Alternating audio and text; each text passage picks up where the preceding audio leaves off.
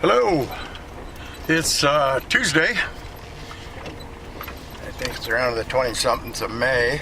Kind of going out in the desert today in the afternoon, about 2 o'clock in the afternoon as a matter of fact, and it's a little bit warm today. It's almost getting to summer season in Arizona, so this is when we pay for all that nice weather during the winter. I've got a customer I'm taking out for a gold monster lesson this afternoon. He's wanted to get some pointers and learn a little bit on the monster today. One of the first questions he asked me when he got out of the truck, he asked why I had the small coil on my machine, and I thought maybe that would be a good question to answer. Well, I'm driving around today a little bit on coils and whatnot.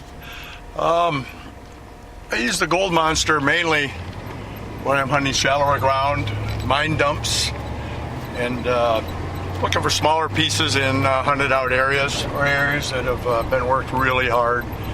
And I really like that machine for its ability to hear small pieces of gold at depth. As well as for a VLF, it still hears some larger pieces at a real good depth as well. Probably deeper than a good number of the other VLF detectors out there because of its microprocessor design. I have a selection of 3 to 4 detectors I can pick from anytime I want to hunt gold. And I have 3 in my toolbox I mainly carry with me, I've mentioned before. And I have a GP 3500 with me today along with my gold monster. And the reason I have more than one type of detector is simply because I can do more, I'm more versatile, and I can cover just about any area I want to hunt. And by having a detector I prefer for going shallow on smaller stuff, and I've got the VLF for that. I have my GP or my GPZ that I can go out and hunt and get very deep for large targets as well as quite deep for smaller targets. And I have a SDC 2300 Mine Lab, which is waterproof with an 8-inch coil, very versatile, and here's large and small targets at depth. All three machines have a different use for me.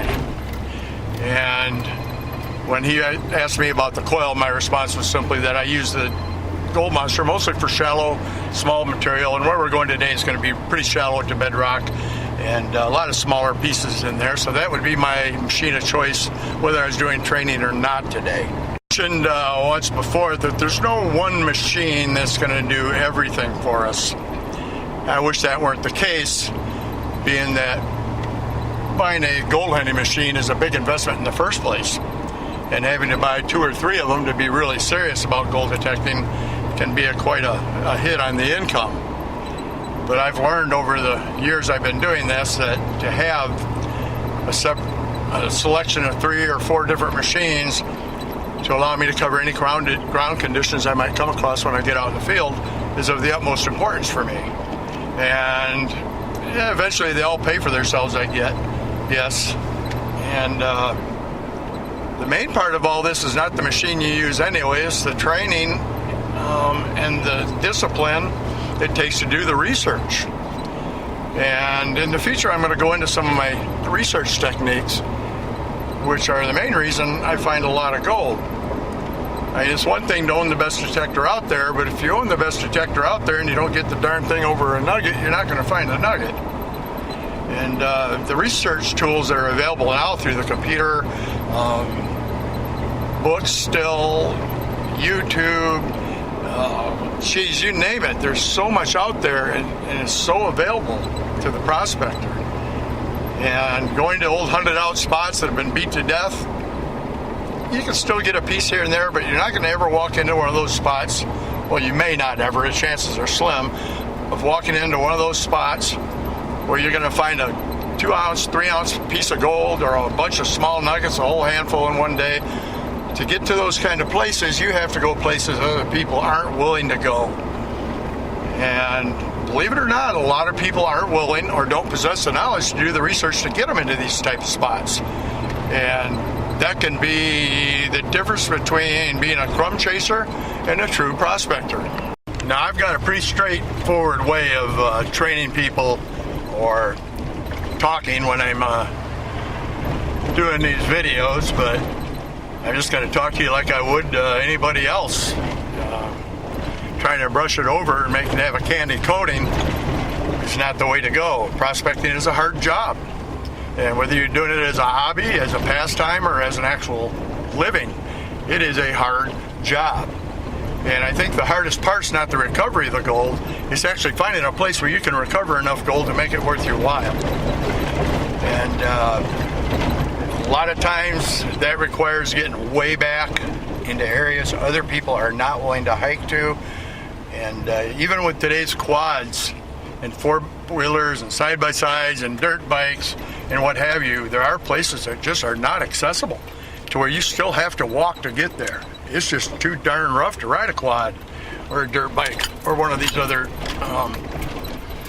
ATVs out into the desert and still get there. You still have to ride out there, park the darn thing, and walk a couple miles in some cases. And trust me, it's getting harder and harder to do as I get older, but I'm still having success doing it, and it's still been my main advantage over other people and some other prospectors is I'm willing to do the research, get out there, not find gold day after day, to get into that one spot that I can find gold on and off for the next 2 years going back. Those are the places we all dream about, and those are the places that I hope to be able to help at least get people turned in the right direction to be able to learn to do the research to get in some of these places. Sorry about the bumpy road here, but we're back in the boondocks already, and it's getting a little bumpy this time of year. So anyway, I'm going to go on with this one a little more after I do my lesson today. And for right now, I'm going to sign off and think about what else I want to say. And this is kind of a primer. This weekend, I think we're going to go up north a little bit and work an area that has not seen near as much detector traffic as a lot of other areas. And it's on a private claim, a friend of mine's claim. And he allows me to go up there and hunt every now and then. And I thought we'd go out and see what the gold monster could do up there since the ground's really hot. And it's a lot of shallow material. Pulled a lot of small nuggets out of there, and there was one about 5 ounces pulled out of there some years back. So yeah, maybe we'll have a good weekend, and at least we'll have an adventure to share with you. I'll talk to you in a bit. Okay, got Dean all trained on the gold monster. He's a happy camper. We dug a bunch of lead, no gold, but that's a big part of what happens in this business. But he's got the machine figured out, so I think if he gets anywhere near a gold nugget, he's going to have it. And I'm going to head on back to the house here. Once I get turned around, I got a few more things to say, and we'll call it a day. All right, we're getting out of here.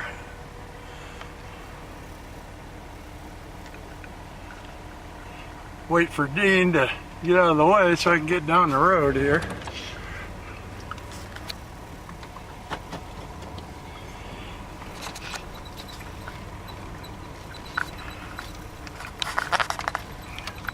I think when I left off earlier, I was talking about having to have more than one machine if you're super serious about gold detecting. And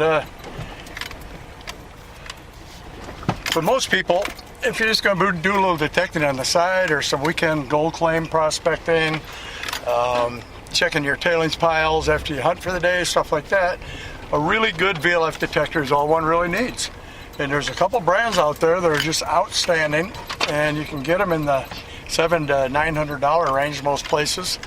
And just make sure that when you buy one, you get one from somebody that'll train you. Now, for a guy like me that does nothing but metal detect, like I said, I have 4 detectors, 3 that are my main go-tos, and I have one that is called the GPZ 7000. It's a mine lab, and that thing will go amazingly deep on gold. But it's a bit of a chore to carry it around all day long. And most places I hunt aren't much deeper than 2 feet, 18 inches, about that depth-wise for before you hit bedrock or false bedrock Karichi. So I basically am covered by the 3 main machines that I hunt with that I mentioned earlier. I'm going to go into a lot more detail as I make more videos about why I'm using which detector, where I'm using it, and kind of like a big puzzle as I move along here with you folks. This is you're going to understand more and more, and it's going to make more and more sense to you why I do what I do for my style of hunting. And I'm not by any means saying my style of hunting is the only style out there for nugget hunting. There's many different hunters. There's many different styles, but it all boils down to one thing, and that's research. Learning to find places other people don't hunt. And getting out there and having the stamina to stay with it and hunt that area until you're absolutely sure you're not walking away from gold. And I spend a lot of times in the books and on the computer simply looking for areas that are off the beaten path or forgotten about. And like I said, some of those tricks are coming up a little later in some more videos, and I just like to get something up there every now and then for you folks to maybe trip a little switch in your head and you go, oh, and help yourself get over that first nugget or more nuggets or a lot of nuggets, whatever the case may be. And like I said, this weekend we're going to be going to a different spot, and it's one of my favorite spots. There might even be water in the creek up there when we get up there. And boy, is it a long drive back in there, but it's sure worth it most times. And I don't think anybody's probably been back in here with a gold monster yet.